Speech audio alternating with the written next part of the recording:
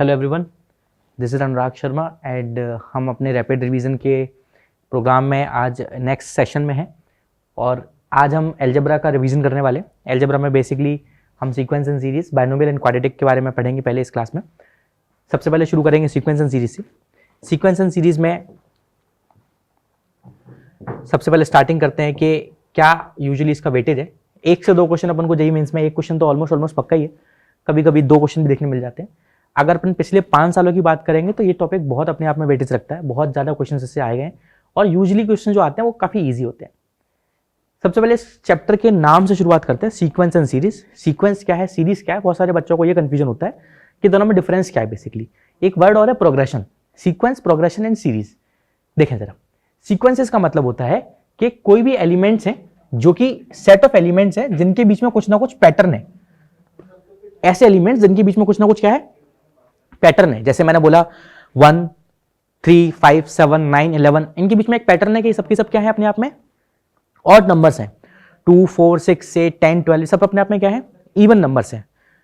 2, 3, 5, 7, 11, 13, 17 ये अपने आप में क्या है, सबके सब प्राइम नंबर्स हैं। तो ऐसे नंबर्स का सीक्वेंस जिनमें कुछ ना कुछ पैटर्न है उन्हें कहते हैं सीक्वेंस, या ऐसे नंबर्स का सेट जिनमें अपने आप में कुछ ना कुछ पैटर्न है उन्हें कहते हैं सीक्वेंस। अब सीक्वेंस और प्रोग्रेशन में एक बहुत माइन्यूट सा डिफरेंस है। सीक्वेंस होता है एक पैटर्न जिसमें मतलब कुछ ना कुछ लॉजिक है।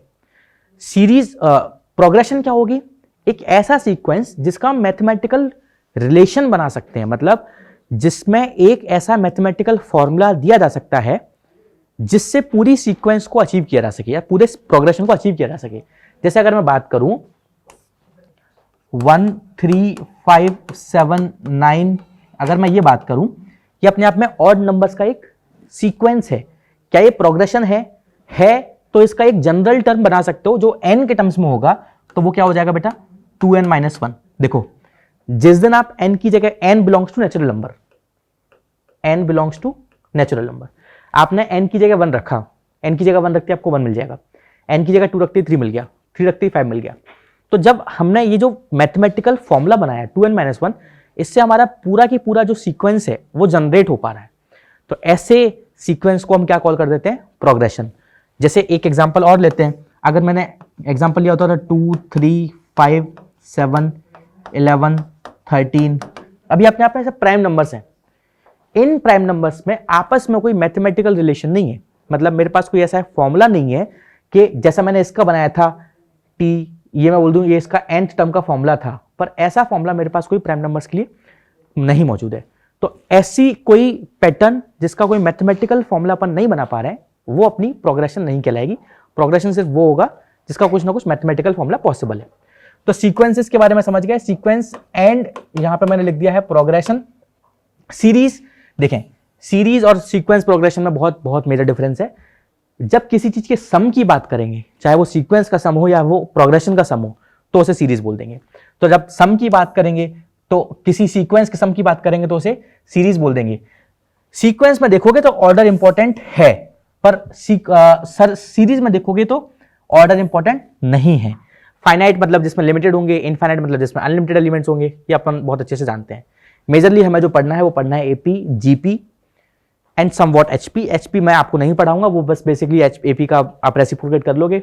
एजीपी हमारे सिलेबस से हट गया है, स्पेशल सीक्वेंसेस हमारे, स्पेशल सीरीज हमारे सिलेबस से हट गया है। तो जो भी है हम उसको जल्दी जल्दी पढ़ते हैं।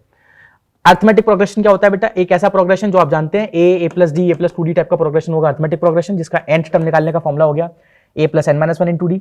ये मैंने एक एग्जांपल लेके आपको दिखा दिया है, 2, 4, 6, 8 से लेके एक एग्जांपल ये हो गया। इसका कॉमन डिफरेंस अगर निकालना होगा तो सेकंड माइनस फर्स्ट या थर्ड माइनस सेकंड आप कर लोगे, ठीक, कॉमन डिफरेंस डी हो गया। अगर मैं ज्योमेट्रिक प्रोग्रेशन की बात करूं तो ज्योमेट्रिक प्रोग्रेशन का कुछ जनरल जो फॉर्मेट दिखता है वो इस तरीके का दिखता है, a ar की पावर n-1। इसका जो nth टर्म हो गया वो हो गया ar की पावर n-1। ये इसका एक एग्जांपल हो गया 2, 4, 8, 16, 32। एक और एग्जांपल 1, 4, 16, 64। कॉमन रेशियो निकालने के लिए क्या करेंगे, b/a, second divided by first, third divide by second, वहां से अपने पास क्या आ जाएगा, कॉमन रेशियो आ जाएगा। ठीक, अच्छा देखो कॉमन डिफरेंस जो है d वो पॉजिटिव हो सकता है, वो नेगेटिव हो सकता है, वो जीरो हो सकता है। अगर कॉमन डिफरेंस पॉजिटिव हो गया इंक्रीजिंग एपी, नेगेटिव हो गया डिक्रीजिंग एपी, जीरो हो गया कांस्टेंट एपी। आर जो है वो जीरो हो नहीं सकता है, पर आर या तो ग्रेटर देन 1 होगा या लेस देन 1 होगा या एग्जैक्टली इक्वल्स टू 1 होगा। अगर आर ग्रेटर देन 1 है तो इंक्रीजिंग जीपी, लेस देन 1 है तो डिक्रीजिंग जीपी, पर नॉट इन एवरी केस ना, ए पे डिपेंड करता है बहुत कुछ। तो आर के बारे में ये कहना हमेशा के लिए सही नहीं होगा, पर आर अगर 1 है तो कांस्टेंट जीपी हो जाएगा बेसिकली। एक क्वेश्चन देखते हैं, लेट A1 A2 A3 से लेके A10 तक बी इन जीपी, जिसका A3 अपॉन A1 अपन को दिया हुआ है कितना 25 अपॉन 25। आप सब जानते हैं A3 निकालने का तरीका, AR स्क्वायर। A1 कितना होता है बेटा A, ये कितना दिया है 25, ये कट गया, मतलब बेसिकली R स्क्वायर की वैल्यू कितनी आ गई बेटा 25। पूछा क्या है A9 अपॉन A5। A9 क्या होगा बेटा AR की पावर 8 अपॉन AR की पावर 4। A से A कट गया, ये कट गया 4 बार, R की पावर 4, मतलब R स्क्वायर का भी स्क्वायर, मतलब 5 की पावर 4। ऑप्शन नंबर डी, ये जेई मेंस में आया था, बताओ 2019 में। 10th का बच्चा भी इसको कर लेगा। 3 नंबर अगर एपी में है और जीपी में है तो क्या रिलेशन होता है वो लिखा हुआ है। 3 number in AP then 2b equal to a plus C, हमें पता है।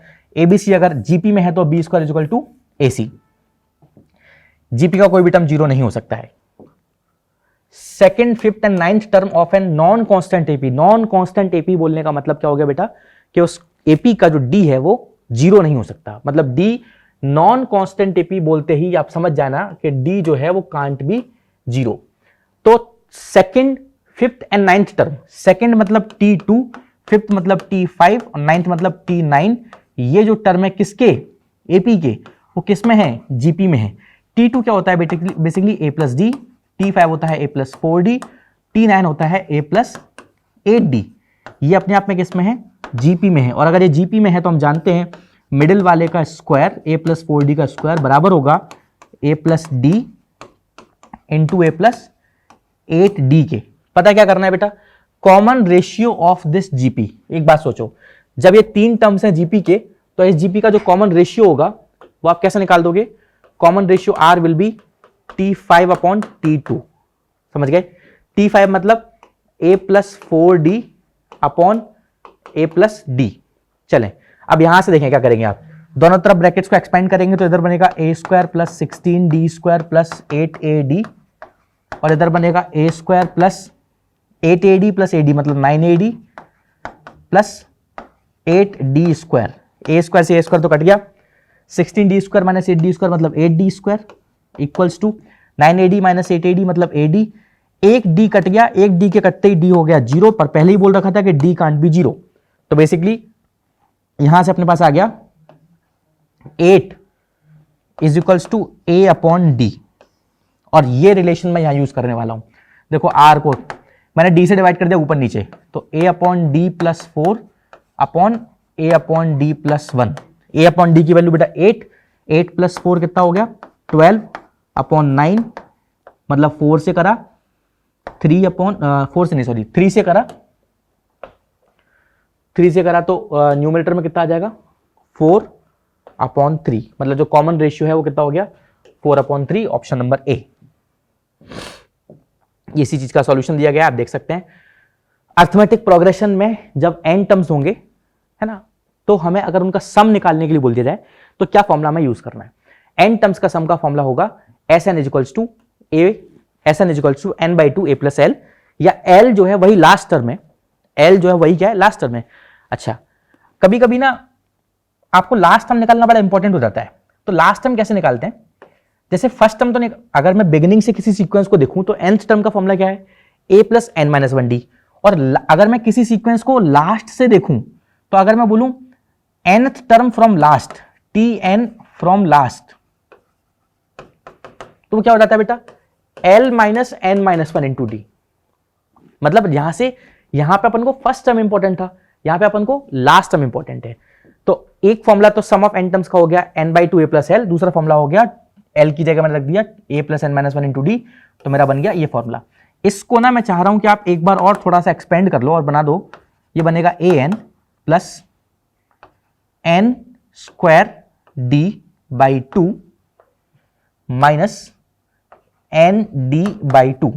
थोड़ा सा और इसको अच्छे से लिखा तो ये बन गया n square d by 2 plus, यहां से मैं एक काम करता हूं बेटा n कॉमन ले लेता हूं, क्या बचेगा a माइनस डी बाई 2। एक बात सोचो tn देखो, अब एक बार टी एन का है मेरा, टी एन मेरा ये रहा। टी एन जो है ना वो लीनियर एक्सप्रेशन है इन एन,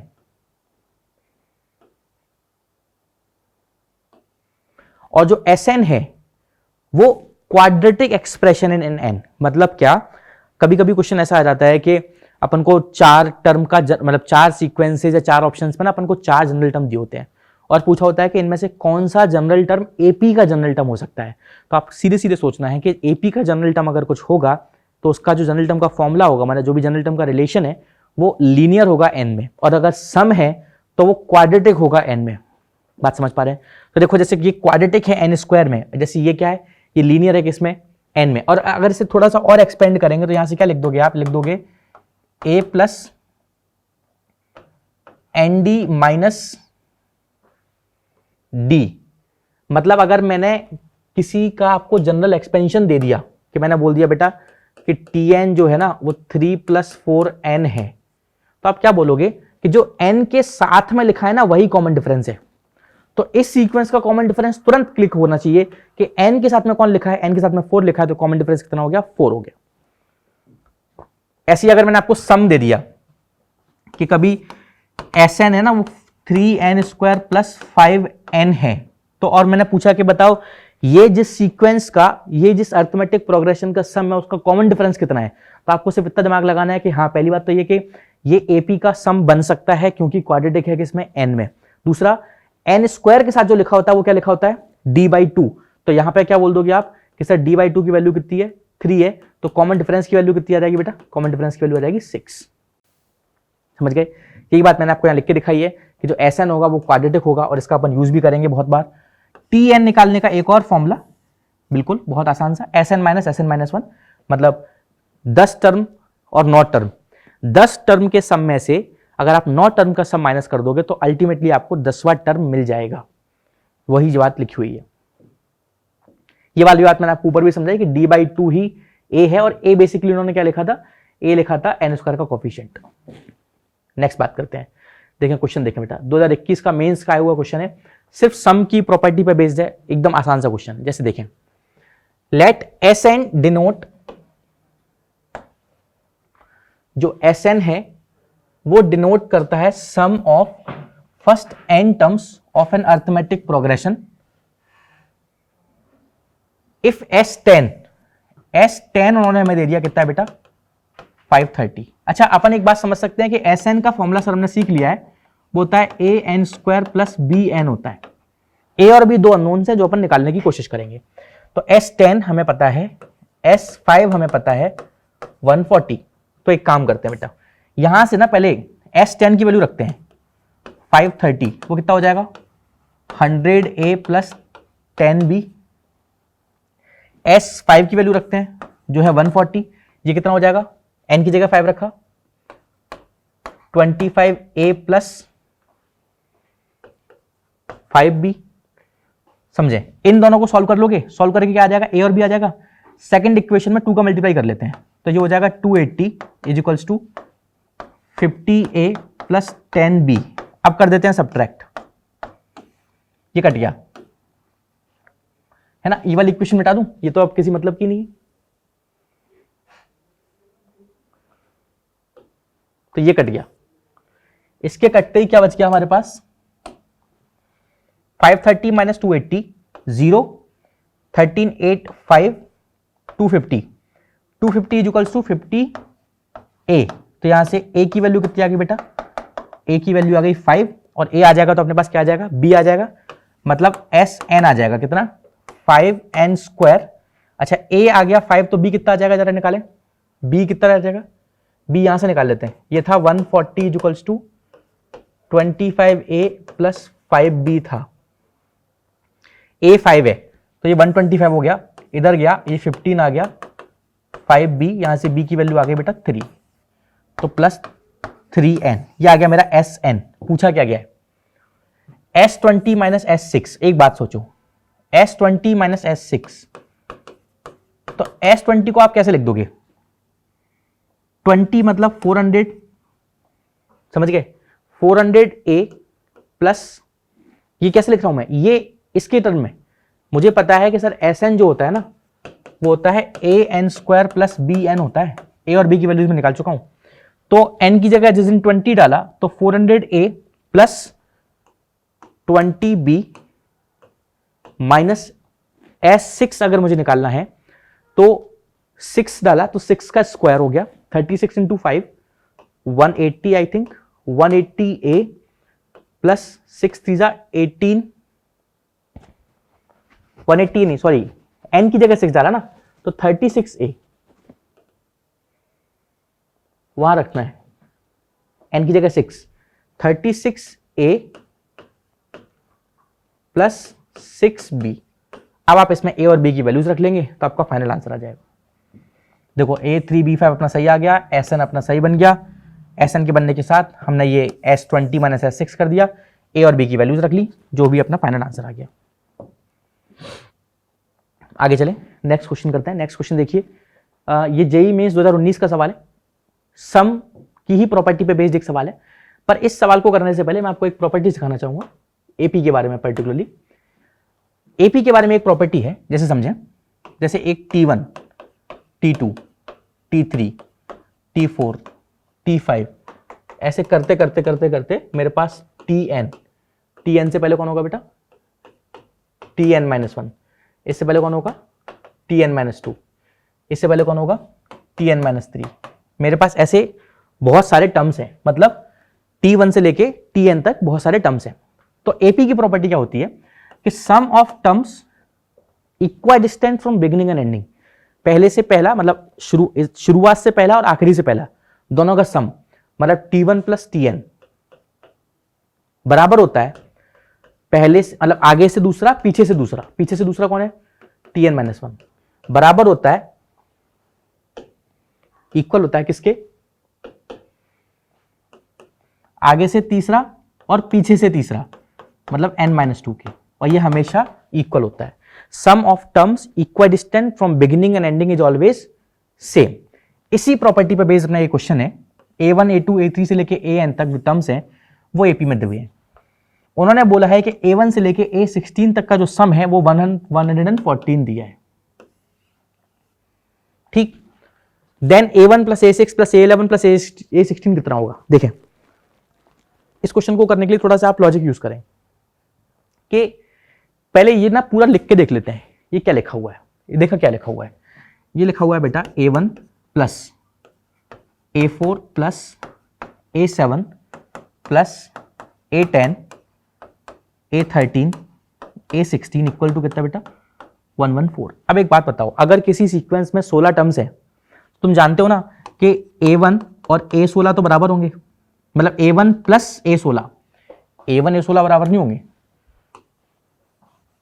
अगर किसी सीक्वेंस में 16 ही टर्म्स हैं तो तुम जानते हो इस बात को कि a1 प्लस a16 का जो आंसर है वो a2 प्लस a15 के बराबर होगा, और यही answer a3 plus a1 a2 a3 16 15 and 14, और यही आंसर a4 प्लस a13 के बराबर होगा कि नहीं होगा? तो अब एक बात समझो, इस दोनों का स्टेटमेंट का यूज करो कि a1 और a16 को क्लब किया, वही a4 और a13 का आंसर आएगा, वही a7 और a10 का आंसर आएगा। तो मैंने एक काम किया ना, जब इनके सबके सम बराबर ही हैं तो सबको अलग अलग लिखने की जगह मैंने लिख दिया 3 times of a1 plus a16 कितना? 114। यहां से ये a1 प्लस a16 की वैल्यू कितनी आ गई बेटा? 37 आई थिंक, 38 सॉरी।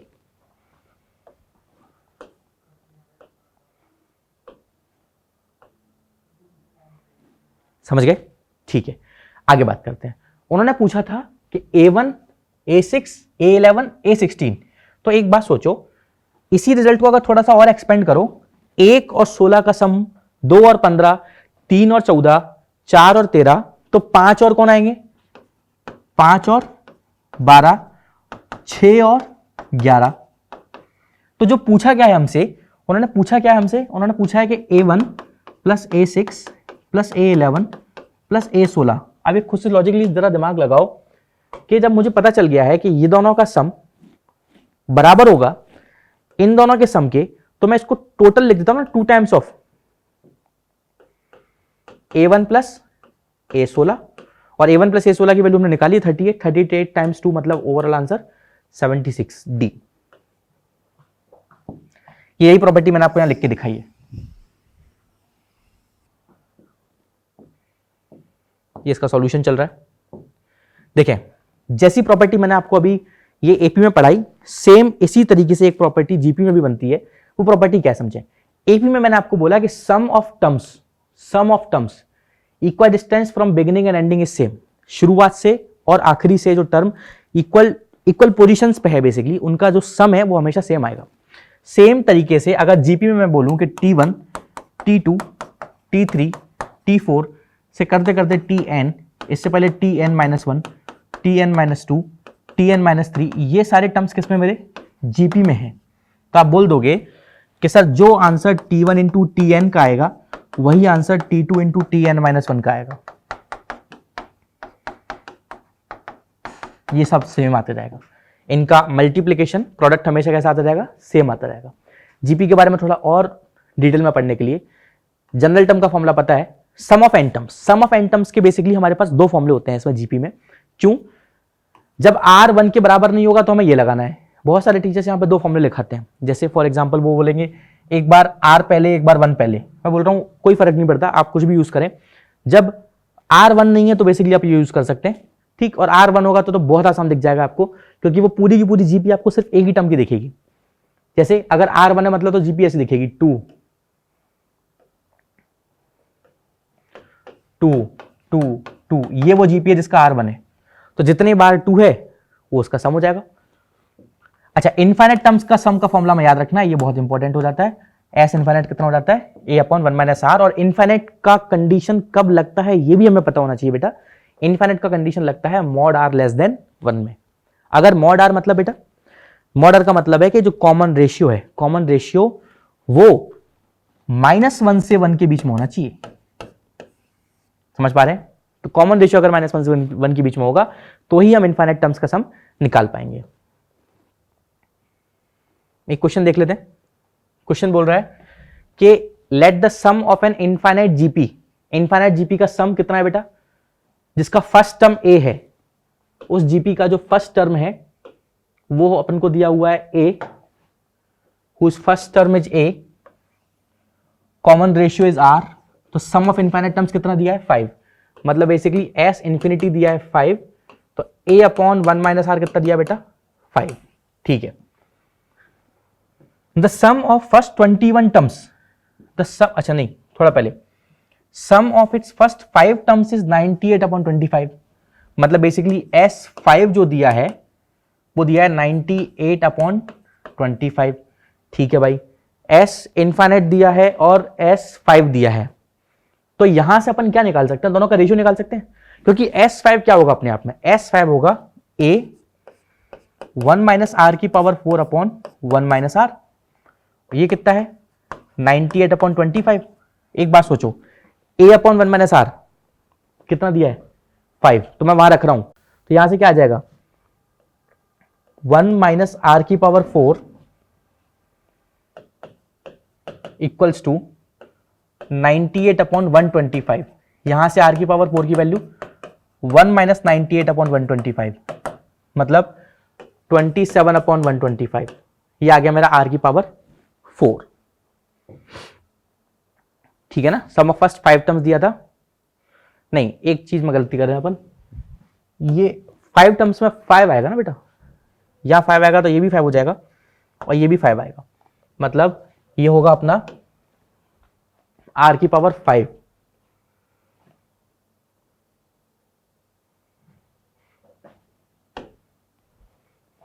ये R की पावर 5, ये भी 5, तो ये भी 5 एंड ये भी 5, तो R की पावर 5 का आंसर अपना कितना आ गया?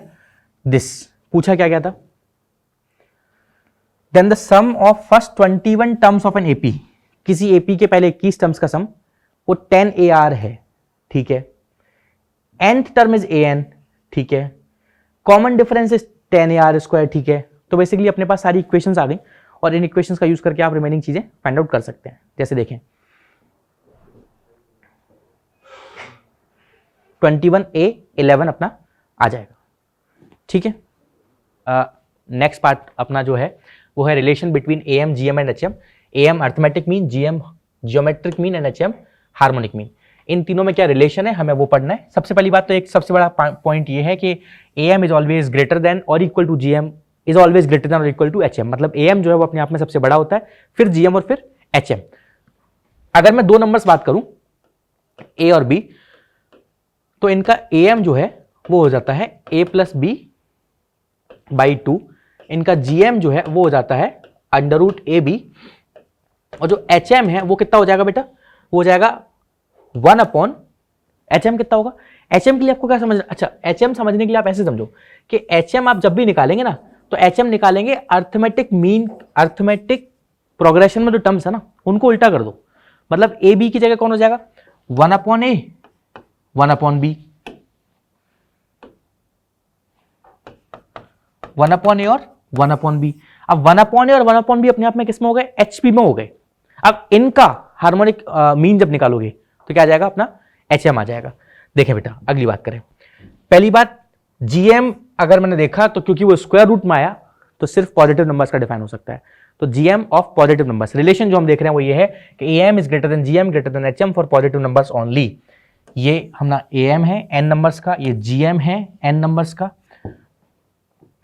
देखो AM is greater then AM, GM का एक डेरिवेशन भी हो गया। डेरिवेशन से हमें उतना मतलब नहीं है, खास बात हमें इसको यूज कब करना है, हम AM ग्रेटर देन GM की क्वांटिटी या रिलेशन को यूज तब करेंगे जब मिनिमम ऑफ सम एक्सप्रेशन पूछा हो, minimum of sum expression is asked, terms involve in the expression are positive, positive terms होने चाहिए, या product of terms involve in the expression is good. मतलब जो प्रोडक्ट हो रहा है टर्म्स का वो कुछ अच्छा दिख रहा हो तो हम उसको AM ग्रेटर देन GM की हेल्प से करेंगे। जैसे एक क्वेश्चन देखिए, find the minimum value of 4x plus 4/4x। हमें इसकी क्या फाइंड करनी है, मिनिमम वैल्यू फाइंड करनी है। तो आप एक बात सोचिए, आप ना दो नंबर्स कंसीडर करिए। आप मान लीजिए जो A है ना वो 4x है और जो B है वो 4/4x है। तो अब आप जानते हैं कि सर A और B का जो AM होगा वो A+B/2 होगा, वो ऑलवेज ग्रेटर देन होगा √AB से। ठीक, A+B/2 मतलब 4x plus 4/4x is always greater then 2 times of √AB। √AB में क्या आ जाएगा बेटा 4x डॉट 4/4x। ये कट गया, इसके कटते ही अपने पास यहां पे क्या बन गया, ये वही है जिसकी वैल्यू हमसे पूछी गई थी। इसे मैं y मान लेता हूं बेटा, ये y मान लेता हूं। तो ये y है, तो y is always greater than or equals to 2 times of square root of 4। Square root of 4 का आंसर कितना हो गया 2। मतलब y is always greater than or equals to 4। तो अगर मैं मिनिमम वैल्यू की पूछिए ना, मुझसे मिनिमम वैल्यू पूछिए तो इसकी मिनिमम वैल्यू कितनी हो जाएगी, y मिनिमम इज एग्जैक्टली 4। ये आंसर आ रहा होगा, देखें minimum value is 4। Next question करते हैं। देखिए x और y, ये 2022 का बिल्कुल लेटेस्ट क्वेश्चन, 2022 का जून अटेम्प्ट का सेकंड शिफ्ट का 24 जून 2022 का। x और y पॉजिटिव नंबर्स हैं, दो पॉजिटिव नंबर्स हैं। अगर पॉजिटिव नंबर्स आ गए तो हमारा AM ग्रेटर देन GM का कंसेप्ट एप्लीकेबल होगा। हमें एक एक्सप्रेशन ऐसा दिया गया है, x³ y² की वैल्यू कितनी है 2⁻15।